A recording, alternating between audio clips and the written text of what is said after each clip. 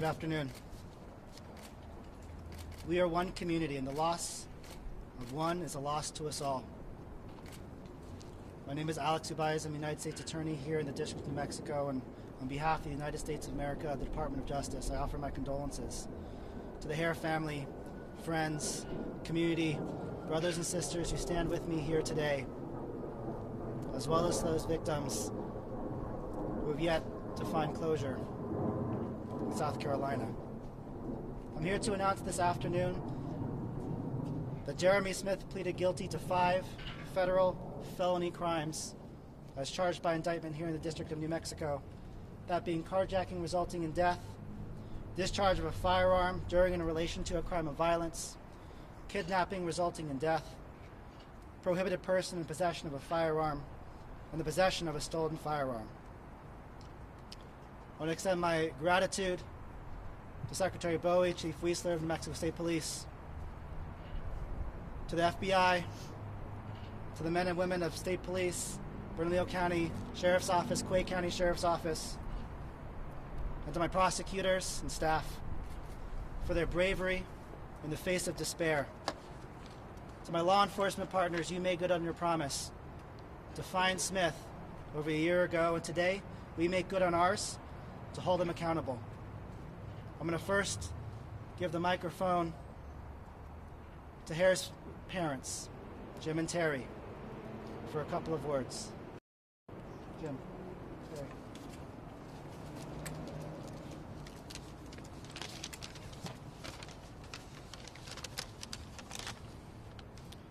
Just want to say that I'm glad the sorry excuse of a human being owned up to what he did.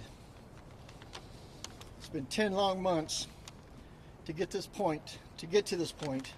I don't know where Terry and I would be if it wasn't for the great New Mexico State police officers that constantly checked in on us and made us part of their family. We are also grateful for the wonderful staff of the New Mexico U.S. Attorney's Office for keeping us informed throughout this endeavor. We have a long way to go to get justice for our son, and we will continue to fight for him until our dying days. Today was just a baby step of the steps that we're going to take. No family should have to go through this, especially the family of a first responder of any kind. We got your back, you guys. We got your back, and we're going to fight for all law enforcement officers and first responders. This isn't over yet.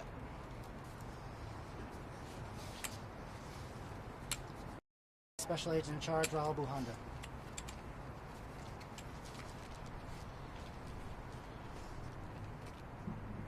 I want to start by sharing my deepest condolences on behalf of the FBI extended family to the families of Officer Justin Hare and Phoenicia Machado IV. If I'm completely honest, I wish that we weren't here today. I wish that such evil would not exist in our world, and yet it does. I wish I could have met Justin and Phoenicia. I wish I could have warned them about Jeremy Smith. All too often, first responders are called upon to go into the worst of situations, and they do it without pause. They do it without regard to their own personal lives and well-being. The FBI will continue to work with our law enforcement partners to make sure that such violent individuals, grotesque individuals, are no longer amongst us. This is not a threat. It's a promise to do everything we can to rid our world of these degenerates that walk amongst us, that walk free amongst us. And there's a place to them, and it's not here with us. Thank you. Thank you. Invite Cabinet Secretary, Department of Public Safety, Jason Bowie.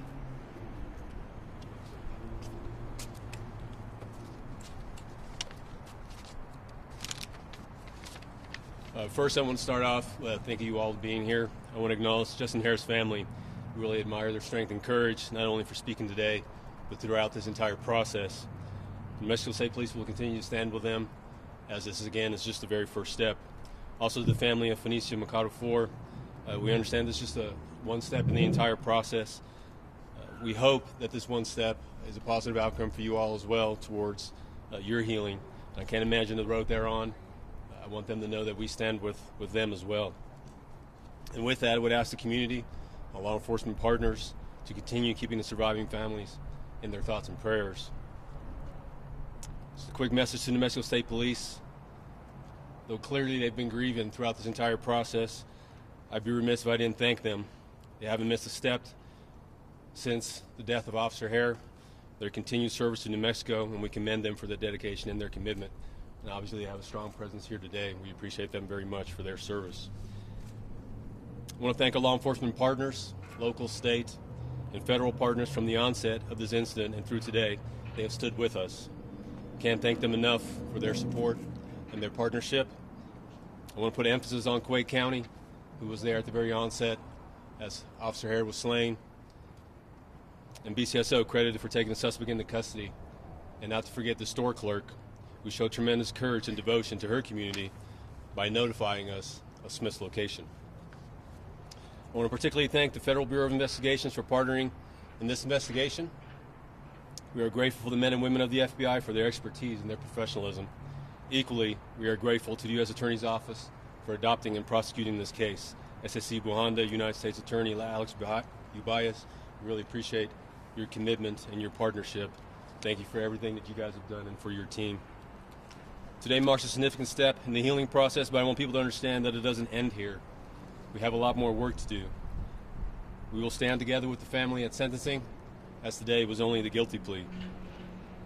We have more work to do as an agency as we add Justin's name to the memorial wall in Santa Fe, and as we travel to Washington, D.C. to honor him and the surviving families.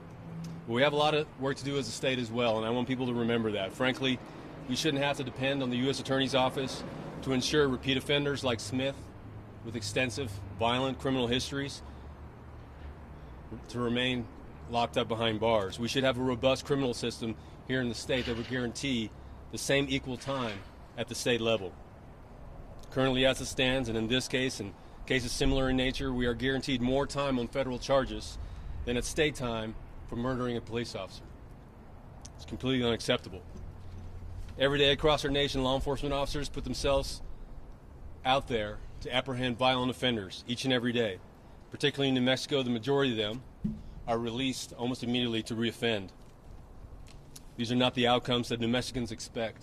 Over the last 6 months, the administration has been traveling to every corner of New Mexico to have town halls and to listen to the community to see what their concerns are. And it's been overwhelming concern from the people of New Mexico that they don't feel safe, that they're frustrated, they're tired of crime, and more particularly, tired of violent crime. In the last 48 hours, we've lost 2 law enforcement officers in neighboring states. Additionally, the U.S. Marshal has been shot and is still recovering. I have no doubt that this hero will return to duty to do what these men and women do each and every day as soon as he's ready. On a national level, we lose 150 cops, roughly, on an annual basis. Those are not the ones that are injured in the line of duty. These are the ones that we lose. And out of those 150, about 60 of them are to violent crime. Stabbings, shooting, vehicular assault. We should be absolutely outraged by this number. We should be standing together as the community, making sure that we see change. And we lose these officers because they're out there each and every day, attempting their very best to apprehend the same offenders over and over and over. And as if these losses weren't significantly enough, the same criminals are perpetrating crimes against members of our community, the people that we have sworn to protect. So again, we have a lot of work to do as our state, and I encourage lawmakers to take a serious look at our broken system and to make bold changes to hold criminals in jail to account for their crimes. Now again, this is not a criticism of any one part of the criminal justice system. I'm certain we can all do better, and that's law enforcement included. I have no doubt that the governor will be addressing these concerns in her State of the State address and throughout the legislative session. Frankly, these are issues we all should be unified on. This is not a political issue. These are community issues. These are public safety issues for all of us to consider. I'm asking legislators to come together on these issues and find meaningful solutions in the next 60 days. Again, it's not a criticism of any one part of the system, and it's not a criticism of our legislators. DPS, State Police, we promise you we stand together on this issue, and we look forward to working with anyone on a meaningful change. Thank you. Thank you, Secretary. Maybe while you shouldn't have to rely on the United States Attorney's Office, you always can. Us and the FBI and our other sister components within the Department of Justice, we live here. This is our community too, and we will continue to serve it. To close this out, I'll have Chief Troy Weisler say a few words.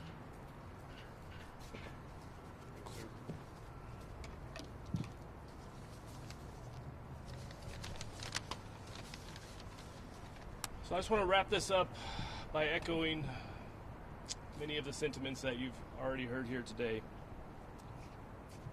I want to express my gratitude to all of our law enforcement partners and the community for their unwavering support in ensuring that Jeremy Smith was brought to justice. Jeremy Smith will never take another breath as a free man, and rightfully so. There is no place in our society for cold-blooded killers, which is exactly what he is. A ruthless murderer who took the lives of two of this country's finest servants. An attack on our first responders, on those who selflessly serve our community, is an attack on all of us. There is no place in our society for those types of actions, and today shows that we will not stand for it. While today cannot bring Justin back, I hope that it provides his family and his friends with some measure of peace as they continue to heal and we move forward. Thank you for being here today.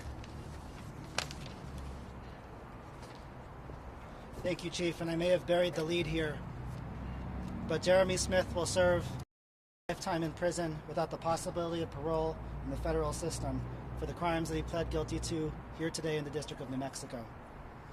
Now, a life sentence for a life taken doesn't make our community whole, but the best way to honor Justin Hare's life is to take care of one another. Every day, the people up here behind me commit themselves to the people of New Mexico. Today, I commit myself, and I recommit myself to the people here. I do so in the memory of a brave state police officer whose final act was to help another. In honor of the hundreds of law enforcement officers who worked around the clock to protect this community and to do justice for their fallen brother. And in the footsteps of two brave gas station clerks, everyday citizens who did the right thing in the face of clear and present danger. It's time for us as a community to join these strangers who did the right thing for people they never met. I'm proud to be a member of this community. I thank you all for standing up for each other. I'll take a few questions if there are any. Yes, ma'am. At what point the death penalty was on the table? Was that taken off the table in order to get this agreement done? That's correct. So several of the charges from the indictment are death eligible. The process is an internal one that involves the Attorney General of the United States, Merrick Garland, signing off on whether to seek or not seek a death penalty punishment. And so that was part of the process of this case, but this plea agreement was reached after that determination was made. Yes, sir. And then, because everybody wasn't in there, can you explain the other cases in South Carolina with the death penalty maybe on the table? Yes, sir. And so I'm not going to speculate too much about jurisdictions where I don't practice, but there are multiple other pending cases. One actually here in the state of New Mexico. New Mexico State has charges. One in the state of South Carolina. South Carolina State has charges. There's also potential charges, federal charges in the state of South Carolina. All three of those jurisdictions and their charges are still outstanding. Some of those, including the federal charges and the South Carolina state charges, to my understanding, could potentially result in a sentence of death. Yes, sir. Why did the U.S. Attorney's Office here choose not to seek the death penalty? Sure. First of all, we don't get to make the decision. It's one owned by the Attorney General.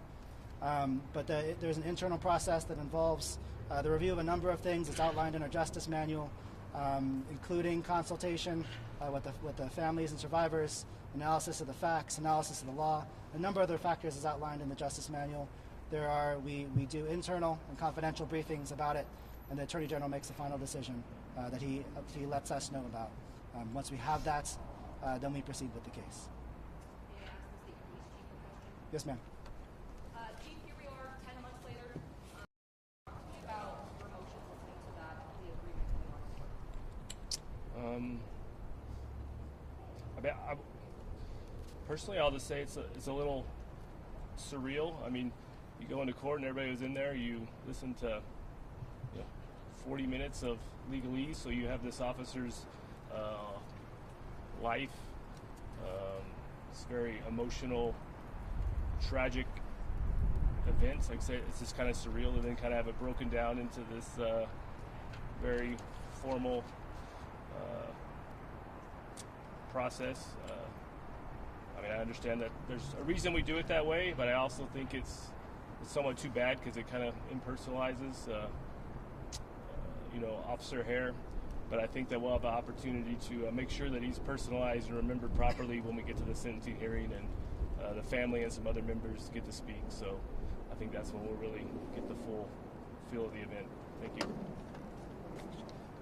Yes, sir. Over, Chief. Oh, Chief. Sorry, Chief. Can you, because we're not allowed to go in there with cameras, can you describe the sea and wall of state police officers supporting the Hare family? Yes, sir. So I mean, it was great to have all of the supports.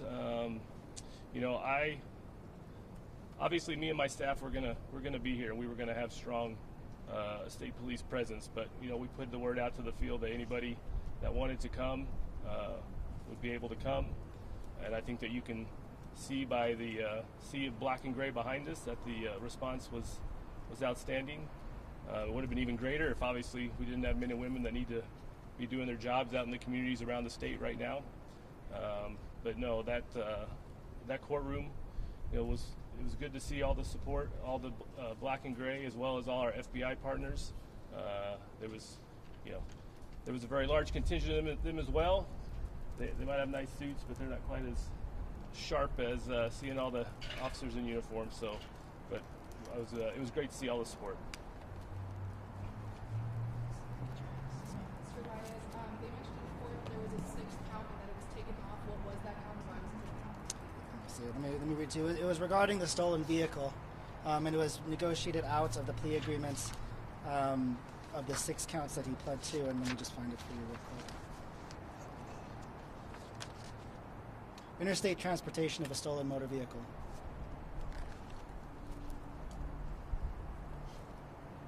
Yes, ma'am. I had the same question, sir. Yes, ma'am. Yeah, for context, I think it has up to 10 years potential incarceration as a penalty. Yes, ma'am. If hypothetically in South Carolina they do pursue the death penalty, how would that fall in line with whatever sentencing he gets here? He would be under the directions of this court in the sentence here, regardless of how that case proceeds. As you might be familiar, the death penalty cases unfortunately take a long time to litigate and process. Not just through trial and sentencing, where you may or may not receive the death penalty, but after that in appeals. And so what this case gives us is the certainty that regardless of what happens in that trial or what happens in that sentencing, Mr. Smith will never see the light of day and walk with us again. Yes, ma'am. Everyone kind of mentioned that this is the first step, and I know next, of course, is sentencing. And there was a mention of hoping lawmakers can kind of help you guys. But what will your offices do, post this first step? Sure. I mean, in terms of the legal process, there's a sentencing hearing. And as for those of you who are up there, it really was the judge and some of our attorneys reading off a number of legalese, statutes and rules, components and facts. That is so that we can formalize this contract, which is what a plea is, and get it accepted by the judge. The next step is sentencing. Sentencing is where we will have a much longer presentation, and as the chief said, a humanization of this case. And that's where the victims and the friends and the co-workers will get to express the impact of what happened on them. This is where the judge gets to hear from the people and the community about what this case meant. And so that is procedurally what happens next. As I interjected earlier, the United States Attorney's Office makes a big priority here in the District of New Mexico of stepping in and assisting, especially with violent crime. We have an entire division here in our Albuquerque office called the Violent Crime Division. We have agreements with our local district attorneys and relationships with district attorneys across the nation, or across the district, where we look every single day at cases that are charged in the state, and we evaluate them for federal prosecution.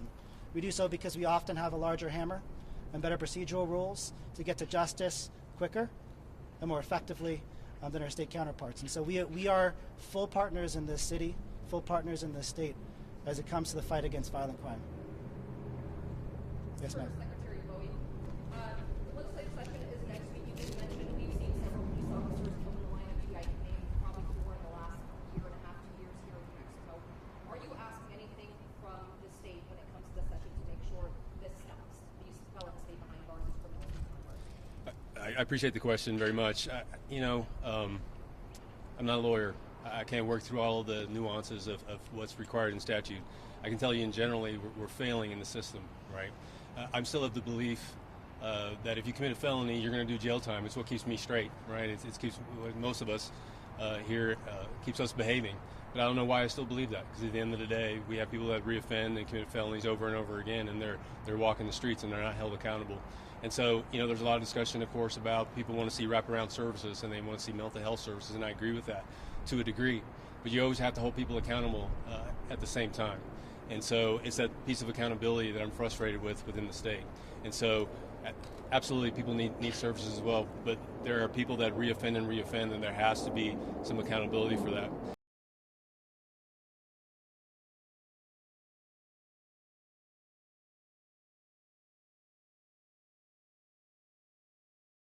They were murdered. We need to do absolutely more. I can't understand why we need to, again, rely on the U.S. Attorney's Office in order to have firm, strong legislation so that criminals within New Mexico can stay behind bars. I think every community is fed up with it, and I would like to see more. What's going to be introduced, in large part, that'll be, of course, in part up to the legislators. It'll be up to the governor. But we support any meaningful legislation that would hold people incarcerated for a period of time to hold accountable for the crimes they commit.